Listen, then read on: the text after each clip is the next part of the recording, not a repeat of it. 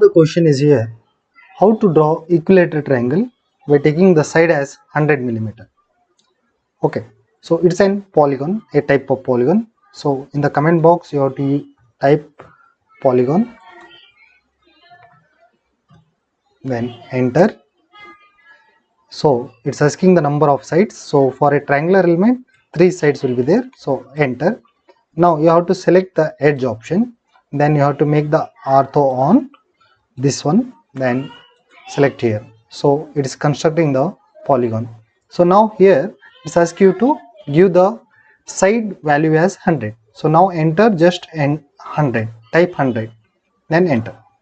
Okay, so now again zoom in and all you can check, make the pen.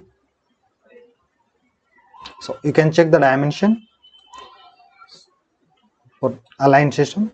So one side the value is 100, and let us check the another side 100. Now change into linear or for horizontal, so this should be 100.